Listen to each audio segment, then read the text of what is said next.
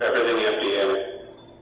One other thing we have done last year is looking at unmet medical needs and formed a council of about 8 federal agencies, and we're leading that group as an FDA to one, identify what are the unmet needs, and then two, figure out what the next steps would be for not just regulatory pathways, but also promoting innovations, trying to come up with areas that we can actually identify and have it available for folks to develop technology in that space. So that's been very, very interesting and a challenging area as well.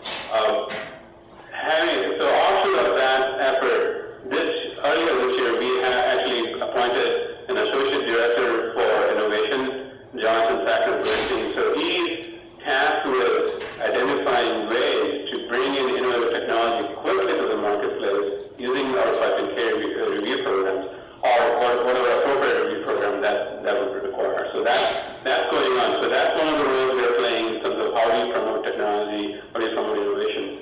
I think and Nicole mentioned about the workshop we had, the event we had in DC last month. I think that's an indication where FDA and the center is actually very actively looking at listening and hearing different things that we should be considering in order to move forward in terms of not just blindly regulating products as we have regulated in the past, and recognize that things have changed. We understand that we are at a point that the technology is changing in a way that how we look at healthcare.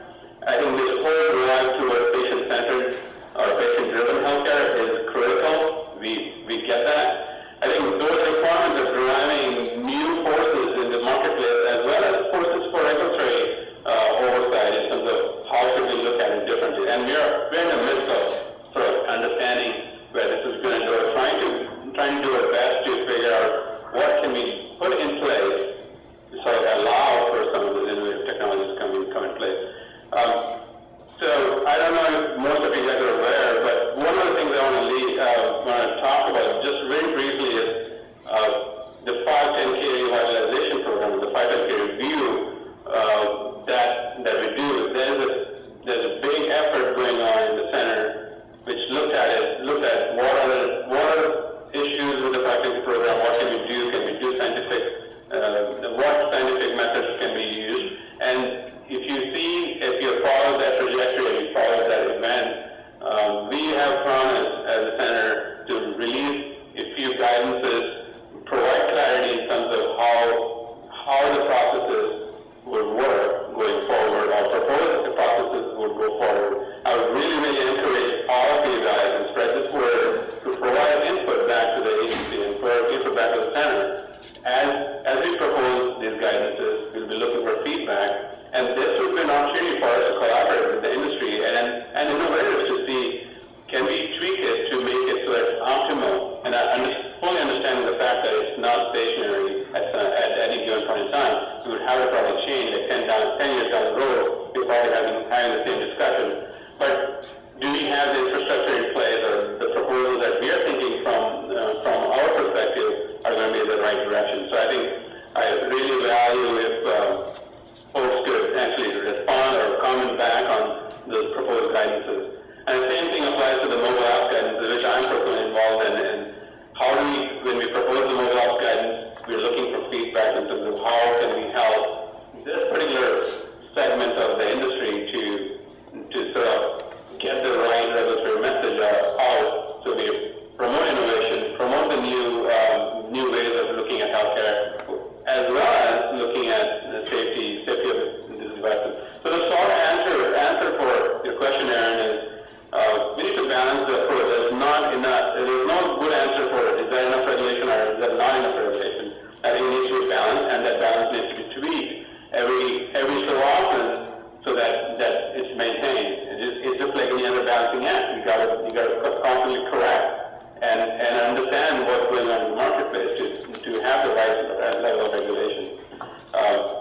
Again, but along with all that, I think there's one key thing is we need to sort of understand where this marketplace is going, how the devices are performing in the industry, and what's the outcome of is the path that or the proposal of the regulatory environment, is this the right thing? So I think we are, maybe I've just laid out a whole bunch of questions, but it gives you an idea of the things that we are struggling with, and I think the industry is struggling with as well. And so what's the regulatory pathway, and how can we actually provide clarity? And we are working really hard at the center to provide that level of clarity. Does that help, Ken? Yes, I think so. I wanted to ask the entire panel, if you had to choose a challenge right now looking into the future in terms of development and innovation, what would that challenge be? The kind of key thing that needs to be overcome to move forward? Okay. Well, I think all the panelists, I think, are doing things, quite frankly, that are going to help lower the healthcare costs, and that's going to be the critical thing. I think we have to be able to get this into the hands of people. We have to be able to lower the cost of healthcare. Simple as that. And I think by doing some of the remote services, by recognizing the cell phone is ubiquitous as far as people having and taking advantage of that part of the infrastructure is critical. I think, at the same time, I think we need to recognize that we can bring new technologies in from a hardware perspective, and that we, one thing that happens in medical is that everyone who's involved in it recognizes it's relatively slow moving.